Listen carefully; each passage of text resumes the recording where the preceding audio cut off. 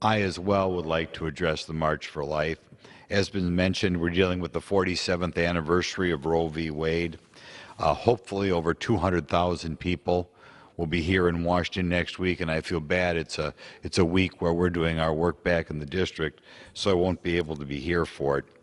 It's still kind of amazing that in 1973, I think it was 7 out of 9 judges, which is kind of a bad testimony to the law schools of this nation, felt that when our forefathers put together the Constitution, they felt that it, of necessity, made abortion legal in this country.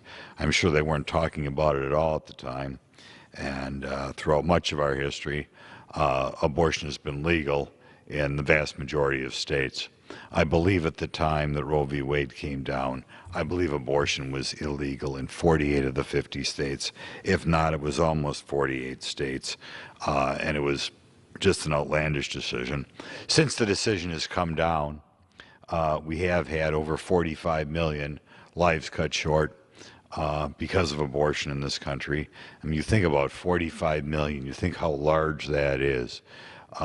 It's really, if they were alive today, it would be something on the order of about 1/7 of the current population of this country.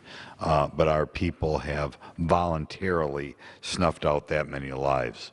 I remember when ultrasounds came out and became common, I had assumed that when people began to look at ultrasounds, they would see what they were dealing with here, and abortion would have quickly become illegal.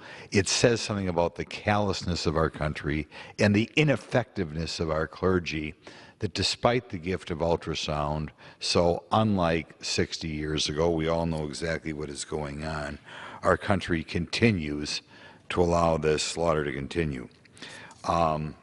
And even worse, America, which I do believe should be a shining light on the hill, we are one of only 7 countries which allow late-term abortions.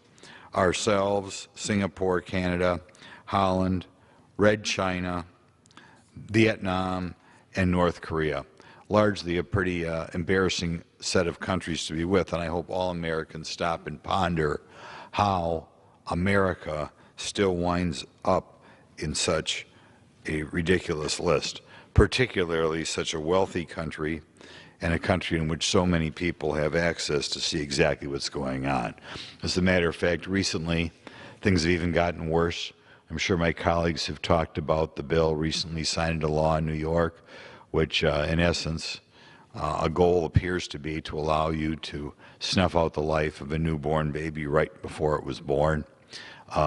There is danger that a similar law is soon going to pass in Virginia. I challenge the clergy in this country, and I know some of them don't like to say uncomfortable truths, apparently, but I challenge them to do something here. Somebody just mentioned the movie Gosnell, and there's another movie Unplanned. I think these are movies that would be wise for the clergy in this country to make sure people were aware of, so they saw exactly what was going on. Obviously, what we have here is kind of a silent ending of millions of lives.